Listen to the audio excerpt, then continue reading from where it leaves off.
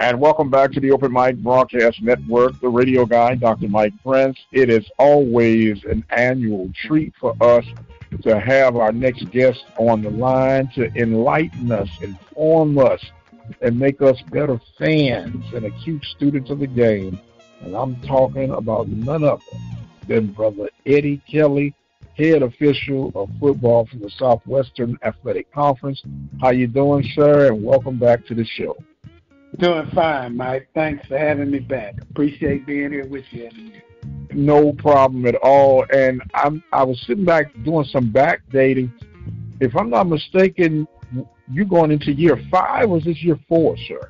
Year 5. You're correct. Yes, sir. Wow, man. It flies by. It really does. And what we appreciate about this segment, as I mentioned, it helps us be aware of the new rules because the rules are ever changing. And someone that's old like me, a relic like me, I can't be watching the game understanding 1985 rules. So I depend on you, Brother Kelly, to help me come toward the light, sir. Hey, well, glad to be of help because, we all like to be informed and definitely when we Monday morning quarterbacking, we want to be correct. So yes, sir. Yeah, a little bit. That's a great thing. Well, we always got some Monday morning quarterbacks, right? And my deal is now. And look, let me say this: this is just a joke, ladies and gentlemen. So I don't want nobody to take this serious. But when my Panthers are on the field, you got to always turn, the other way, man. When it's an infraction going against us, you know that, right? Well, I understand that, and it's 11 other institutions in the Southwestern Athletic Conference that want that same thing. So I understand it. I understand it, but it ain't about them right now. It ain't about them right now, Brother Kelly. It's about these Panthers, man. It's about these Panthers. But no, in all fairness and seriousness, the quality of officiating, and I know that's a rarity to hear, it has drastically improved, sir. And I'm not dumping on Brother Mitchell. He was doing some great things, but you've been able to come and add to the integrity and even to the point of elevation of SWAC officials that you all are starting to become cherry picks for other conferences nowadays. Well, thank you very much for that compliment, and that's definitely the route we want to go. We were fortunate that the mid-majors and the Power Fives out there are very interested in our officials, and we're trying to train them to be the best in the world, and I would love to see the day that we get an official go straight to the National Football League from the SWAC. So that's our goal, and that's how good we want to be, and we like to know, what we're doing and how we're doing it, and if we can improve on it in any way, we're going to do that. So, well, I know that's right, but it almost feels like the transfer portal, man. Well, in a way it is, and for us that's good and bad, that other people want our officials, but then we have to find new ones. And, I let all my coaches know that, we train them up to be big dogs, and when they leave us, we got to go find some puppies and grow them up. So I do understand. So we don't take a long time. Now, in the process of developing quality officials, there's a cost involved with this, and I don't know if you had luxury to go in full detail, but on average, what's the investment to get an official up to speed to show up and be productive for game day? There's an investment on both ends, Mike.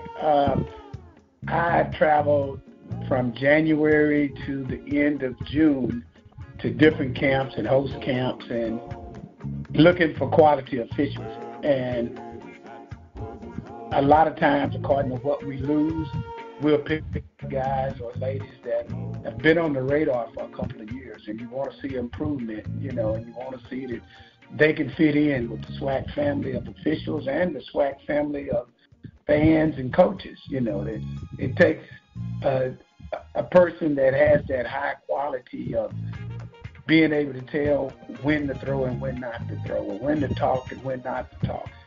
And it takes individuals that we train up to do that. And we're blessed to have, to me, the best training in the world. We have just, and they say go drop some names, but I am. Ron Tobert works with our referees, he and Brad Rogers. Ron called a Super Bowl 2 years ago. Roy Ellison works with our umpires. Roy just called a past Super Bowl in the NFL. And Anthony Jeffries works with our deep guys, and he went deep in the playoffs in the NFL. And Anthony is the ex-SWAC guy. But all of these guys love working with SWAC officials. So if we trust our training, what I tell our guys and ladies, trust your training and you'll be fine. And it's really worked for us over the years. No doubt about it. Now, the best officiating is when the officials are not referred to a certain key play or this, that, and the other. And it's always been ironic to me that it's always the official's fault, even though you didn't execute on third downs, you dropped 6 passes, gave up 4 sacks, I should say, and then the one play that could have been 50-50, that's the reason that you lost the game. Well, unfortunately, that's something you got to be able to have thick skin about and officiate. As officials, we can't tell our coaches that was a dumb call on the play. And they can tell us that was a dumb flag or whatever, and we understand that. So, it's part of the territory. But yes, sir, we want to make sure that even with the fans, that when you leave the game, it's on the teams. Our team lost or our team won. And we hope that you don't mention the officiating, or if you do mention the officiating, say it wasn't the official's fault or the officials called a good game, win, lose, or draw. So that's what we strive for. We understand that fans are supposed to be very adamant about calls that go against their team. Most definitely. But what we want is for that call to be correct. Yes, I'm laughing. You know why I'm laughing, Brother Elliott? Kelly, I'm sorry. It was a game. I think it was at Prairie View. It may have been a couple of years ago. And they said, look, they know they was wrong because the officials ran off the field after the game. But you all run off the field after every game because y'all tired. Y'all been out there running up and down the field. Yes, sir. Look, you want something cold to drink if it's hot, or something warm if it's cold, something to eat, and you ready to go home. But I just find it so funny and so ironic. But like I said, there's more to it behind the scenes, and I'm so glad that we've developed this segment over the years to help, bring some light to some of these people. Now, you say you scout across country, and you see the person, they meet the eye test, and they have the intellectual part, and there's a physical part that goes with that as well. And how important is conditioning when it comes to officiating? It's very important because, as you just spoke about the heat and the cold, when we start August 26th, no doubt about it, on turf fields, it could be 120 degrees, So you have to have someone who's not Superman out there or Superwoman, but you want them to be physically fit so that they could do their job on the field and not be superly fatigued, that they're not mentally focused. So there's definitely, we call it be TV ready. So if you look good on TV as an official physically, then you're ready. And, some people are just big people, so that doesn't mean that they can't officiate. And some people are just small people. That don't mean that they can officiate, So you have to have the whole piece together there, And well, I'm definitely not TV ready. I'm not TV ready at all, so that's why I'm the radio guy. I'm not the TV guy. It'll throw those 10 pounds on you for sure, man. And I look, you're going to have me cursing in a minute. I sure don't need no extra 10, nothing. But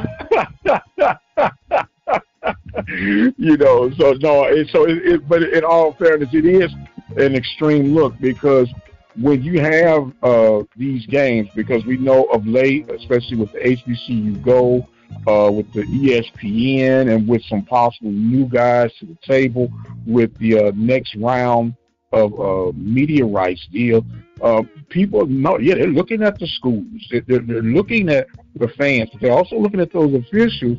And if there's a guy who might not have, let's say, that Ed Hockley look, you know, but they might have that Fat Albert look, that's going to be very well noticed. Yes, sir, it is. It is. So, you know, we definitely work with them to stay physically fit. We just had our camp here in Houston, July 7th and 8th, and we make them go through a little bit of physical conditioning to make sure that they're on the right route, you know, and all of them are. It was a good thing that we didn't have a problem with any physical fitness test, you know. Even now, with the replay, people do a little physical fitness well, test. I was just reading my mind. Yes, the stairs, because the elevators don't work or they're crowded when it's time for game day. I do understand that. There you go. And I was just about to ask you about the officiating, like the referees behind the scene. Are they part of the referee training? Or there are certain areas that you go to look for them? And I know with the TV games, it brought a lot of instant replay and reviewing that goes up, and the time has always been a factor when it comes to that. What type of training and equipment are needed for those to go off? I know that it's mandatory now, and all the conference schools have this equipment, and it stays on the location, I'm assuming, and it's not nothing that you have to haul around from location to location, right? Definitely. Each school has their replay communication and physical monitors and things at each school. Our replay people are in training just like the officials on the field. At each camp, there's a replay camp also. And we bring in Dean Blandino, who's the national coordinator over replay, and he works these camps and works with people, and he makes suggestions on who we should pick up, and it moves it along. It's a very intricate system as far as they have to follow the process of video evidence. On the field, we make a decision in 2 or 3 seconds, and we live with it. But video gets 2 minutes, and we don't want them to take any longer than 2 minutes from the stoppage of the game till we start back. You know, and a lot of times, if it's a crucial call that could decide the game, we want to get it right, and it could take longer. But we don't want it to take longer. But they're being trained up the same way as the guys on the field, and we're moving in the right direction with that also. We've also lost some replay people to the higher conferences too. So that's a man. There ain't no place safe then, huh? No, sir. No, sir. If you're doing it right, they'll find out about you. That's for sure. Right. When you talk about this 2 minutes, that doesn't sound long, but that's a long time, man. When you wait to see if your team has a first down or it's a turnover on downs there, do you think that's more than enough time, or should it be down to 60 seconds? I mean, the better our equipment gets, the faster we can go. And we're working on getting better equipment for all of the institutions, and we'll see if that happens. If we got some things going. I guess we got some things in the pocket that we're trying to pull out. Yes, sir. But, yes, sir. I understand. 2 minutes is the max, you know. So we want to get the game moving for the fans also and keep it moving. And the faster, not that we're rushing the game, but the faster we make those decisions, the better. But sometimes faster is not better because you make the wrong decision. So if you get the right decision and you get it in a minimum amount of time, it's better viewing and it's better for the game because the players and the coaches don't want to be standing around just like we don't want to stand around.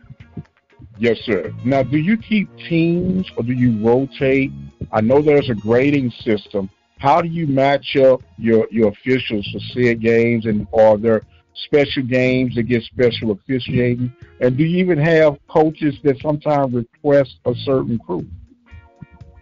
No, I send the crews, but I'm very conscious of not sending Prairie View the same crew 2 weeks in a row or more than 3 times in a season, So okay, coaches will adjust, and they may ask for certain guys and this and that, and it could happen at times.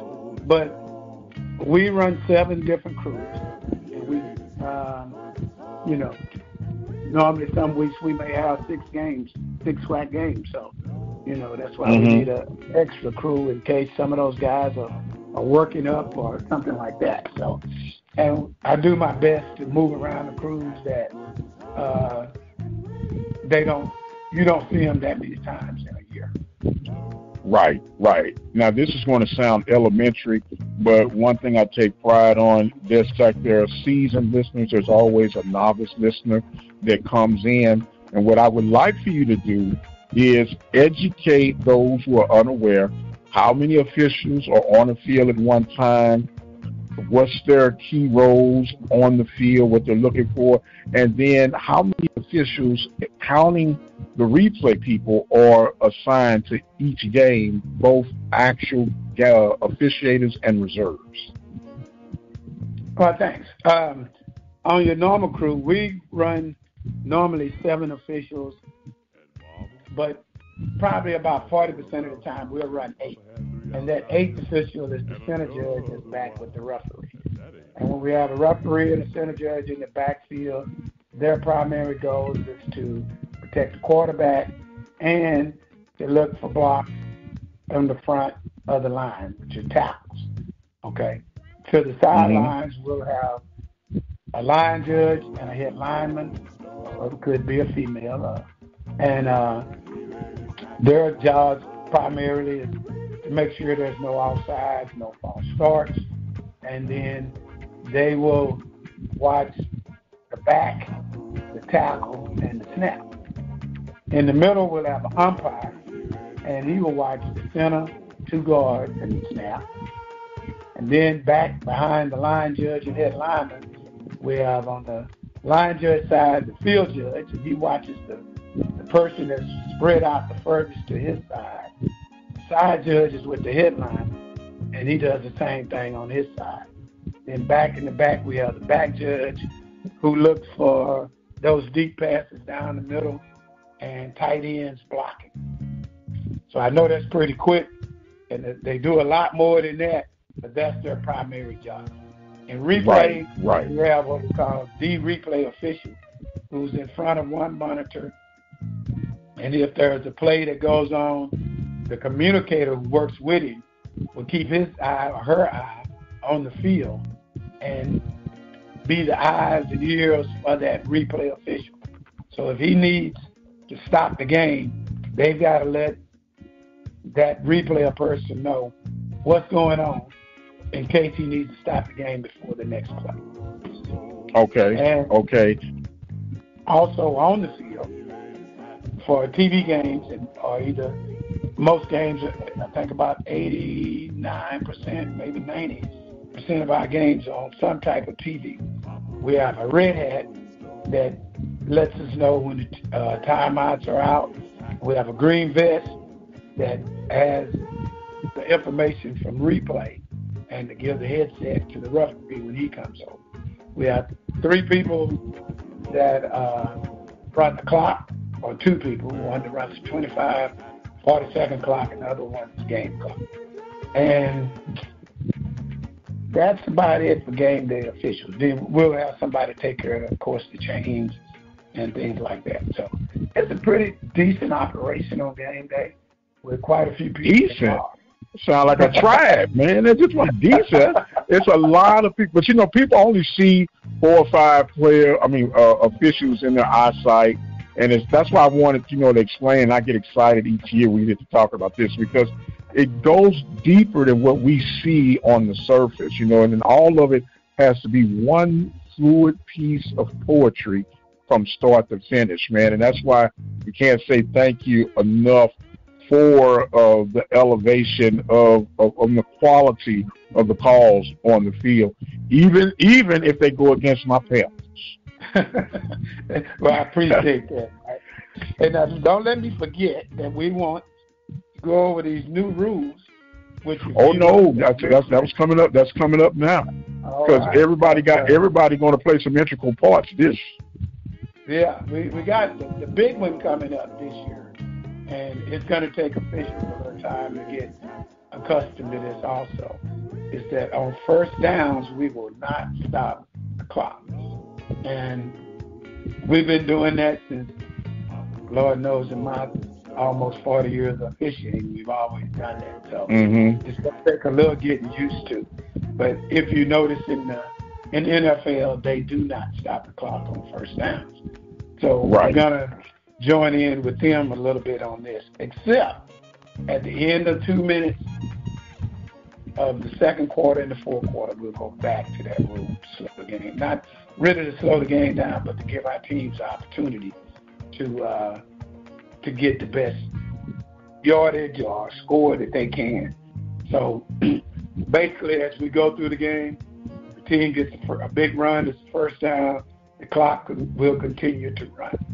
Even if he goes out of bounds, it'll stop at out of bounds, but get going right again as soon as possible. As soon as the ball is spotted, the clock will start up?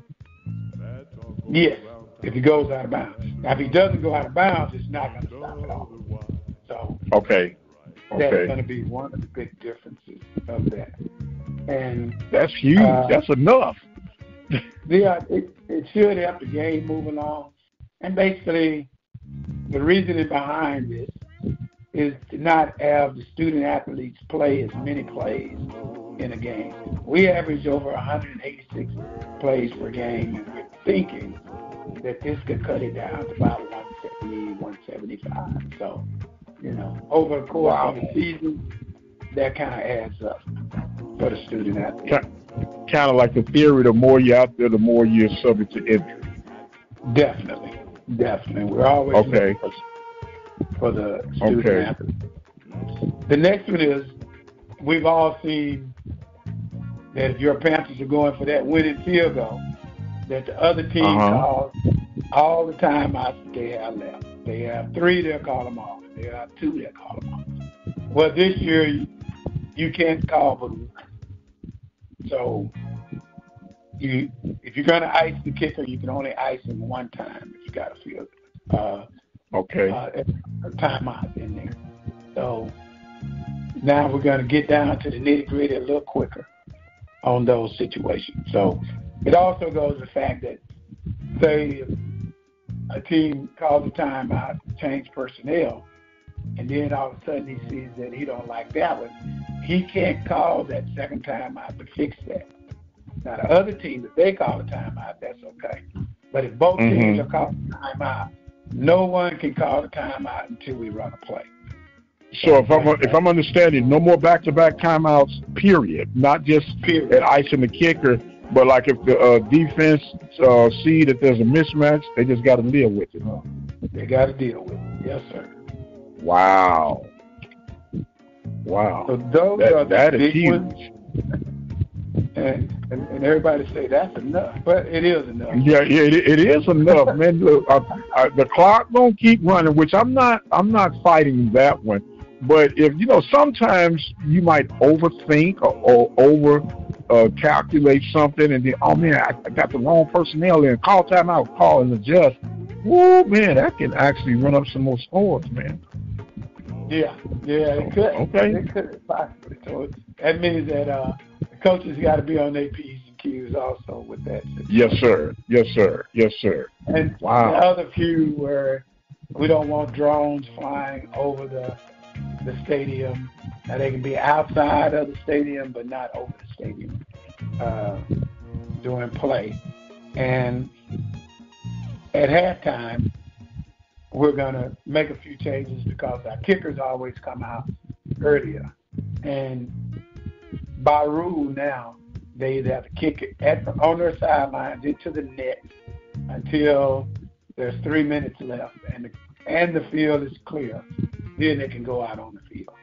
So that's going to be a problem. That's going to be a problem. Well, we know in the Southwestern Athletic Conference that our band are secret, and nothing wrong with that. But we would yes, sir. like to inform them to please be off the field with 3 minutes. Well, I don't profess to be Notre Dame. I know you're saying good luck with that. I know. Look, y'all gonna be running off the field for real now, man, because with such like that.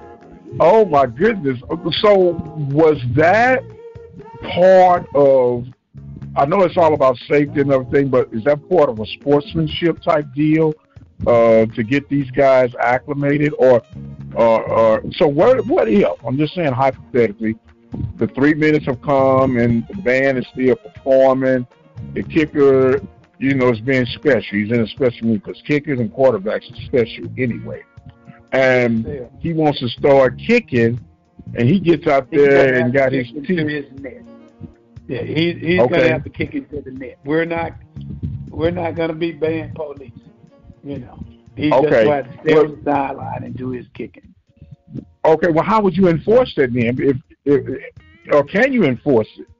Because I can see these band directors, because everybody came to see the bands now, and we got to perform. We got to do our thing. Well, wait a minute, we only get just a little bit to do our thing, and we need every minute. We really need more time. How you gonna deal with that? Like we said, we're gonna make those kickers stay on the sideline, and we'll just inform the bands of the rule, and we're gonna work with them. Again, it's a new rule. And on all new rules, it takes time to get adjusted. So, and then 86 at the end of the year. I'm sorry, man. I'm not trying to be a jerk, but that's being true. So we. Yes, sir. Carry on, sir. Carry on.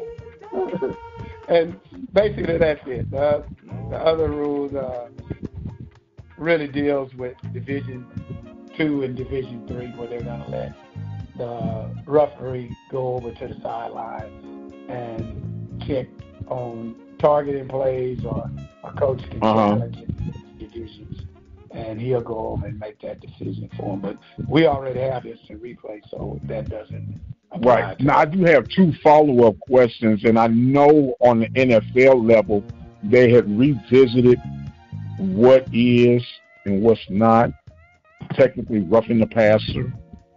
And is that something that you guys have looked into as well? Well, with all of our training and the trickle-down effect, right, that comes from the NFL, we call him the $1 million baby. And when I was a middle school head coach, my quarterback was $1 million baby, because if he was out there playing, he was much better than one on the side of me. So you have to protect them, because they are a very important part of your season.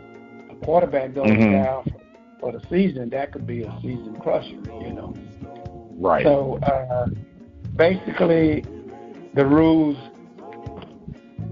are not, I want to say, to get this right, they're not maybe basically in the rule book, but they're unwritten, where we don't want you to tackle the quarterback in a punishing way. And when I say punishing way, anytime you pick him up and dump him, you're trying to punish him, okay? And we're going to get that. Even if you're making a legal tackle, that's going to be roughing the quarterback. Anytime you hit him in the head, that's going to be roughing the quarterback. Well, now, hit in the head and graze in the head. Yes, sir. And it was many moons ago.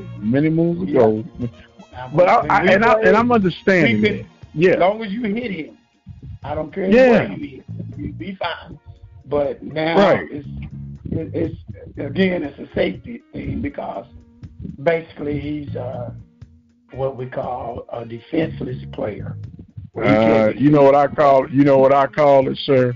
I call it the Pretty Ricky rule. That's what that is. It's the Pretty Ricky rule. You let these guys, and then they'll fake like they're going to slide, then run you over for additional 15 yards and a touchdown. But then if you hit him like he's a running back, you're going to be ejected. Now that is the difference. If he becomes a runner, he's no longer defensive. Okay? He's a football player now. And the only thing that you can't do is grab him by the face mask or hit him with the top of your helmet, which back in our day we call spearing. And now that's targeting with the top of your helmet. Okay? So you have to know. We know the difference. And as a viewer, we want you to understand that. Because a lot of people say, oh, that's targeting. Because they both went head to head. No, not necessarily. As long as that defender does not drop his head and use the top of that helmet, that's football. Well, let me ask you this. I just thought about this one. Now, what if you got a size advantage, a height advantage, right? And a guy, let's say the receiver is much taller than the defender, and he goes to tackle the guy, and the crown of his helmet doesn't hit his helmet, but it might hit him in the chest area. Is that going to be considered targeting as well? If he uses the crown. And you got to understand that the crown is above the face mask, to the back of the helmet. Okay, and that's not the way coaches teach guys and ladies to tackle. You learn to tackle basically by looking at what. As long as you can see him, which means your eyes are up, your head is up, and then you hit him. That's a good tackle. Okay. But if you're looking at the ground, you see their head down, where their eyes are at the ground, then that could possibly be targeted. Right. Yeah, that one's obvious. I'm just thinking like when a guy goes to lower and launch his attack, and he's squaring up and he's got his head outside his shoulder, and then with just movement in the action period, his crown is readjusted, not on his movement per se, but the one he's trying to tackle. You know what I'm saying? Because sometimes there can be a gray area. Yeah. Right. What we're taught as officials and replay officials is we're going to look to see, is that player's head up? That's going to be the first thing to look at. To say, hey, his head is up. We got a good tackle. Right. If the head is down, now we're going to see what part that was hit with. If his head is to the side, it's down, we're good. But if his head is on target and it's down, that's a great possibility that we'll be targeted by. Well, we all know that the Panthers don't target anyway, so we're not worried about that. We're not all worried right. about that. Well, that's good. That makes our job that much easier. I know that's right. Now, you brought up something that I always thought was in play, but when you brought it up, it kind of said, let me go, and that's the drones. I always thought that for safety reasons, it falls under a terrorist act that you couldn't fly drones over the stadium anyway. Well, with technology now, a lot of our teams film their practices with drones. Because it gives them a look of the whole field. So, that all 22 view. Yeah, the all 22 look. And that's where we get a lot of that. And you're right with the Terrorist Act stuff. We didn't want drones over there either, but now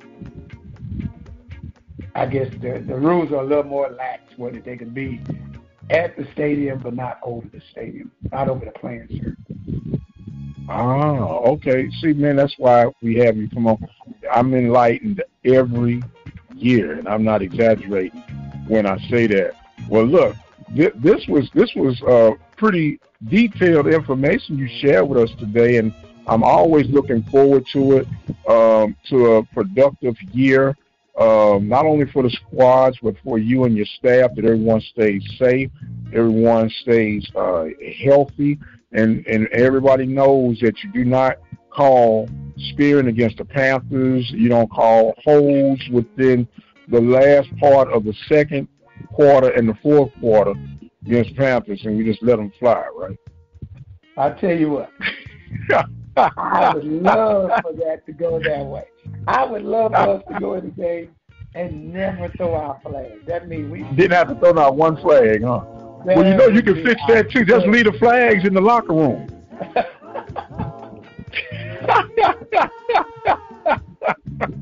We can get away with Mike. That would be fantastic. Matter of fact, hey, wouldn't that be so? I will give you a call to make sure that we talk about that one immediately. And look, be looking for me. I'll be the one with all the flags. Oh, y'all was looking for these, man. I had them all the time.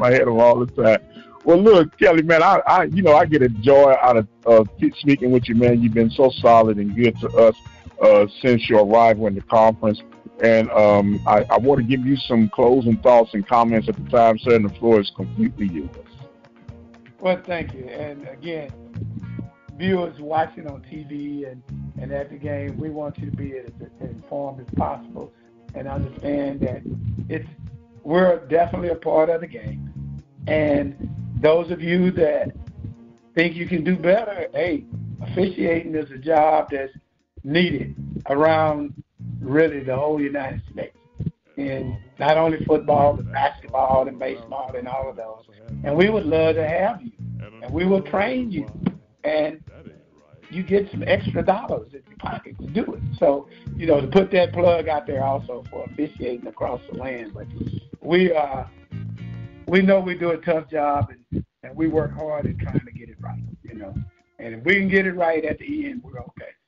We don't want it to be ugly, but we wanted to get it right. So I enjoy being with this Prince and enjoy y'all listening. And hopefully next time around we'll get some of your questions in here and get those answers for you.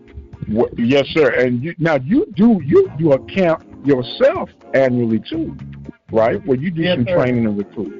Okay, well, look, why don't you give the listeners an opportunity? There might be a guy out there who want to be a part of the group, how they can get in contact with you, and when do you normally have that training available? That training is available at the first week of May every year in the Houston area, here in Sugar Land. And it's under A-Team Officiating. The letter A, then the word team, officiating.com. And we're well attended. Under that website, we have a countdown for when it starts. We normally start that countdown at the beginning of January, and the camp is the first weekend in May. It's run Thursday, Friday, and Saturday, and we have some of the top-notch people in the NFL and college football, and we do 4 sites on Thursday in Houston and 4 sites on Friday, and then we finish up with 1 site that Saturday morning. And normally I hire 10 or 12 officials out of that camp every year. So okay, that's awesome. Now, yes, sir. You can give the website one more time and the fee that will be attached to it and a number if there's one available. A-Team Officiating is where it is. A-T-E-A-M officiating.com, and that's the website. You can't miss it. The fee is $1,195, and that's for replay and on the field. We'll run 160 officials on the field, and we'll run 20 to 25 in replay. So it's been very successful, and we look forward to that. I do have a good problem with it, Mike. Last year and the year before, we sold out. For the first 2 years ago, we sold out in 3 days. Last year, we sold out in 24 hours. So it's pretty popular. I want to let people know that also. Yes, sir. Yes, sir. Mr. Kelly, I can't say thank you enough, sir. It is a joy, an honor, and a pleasure to know that you are part of the Open Mic family, and we look forward to it each and every time.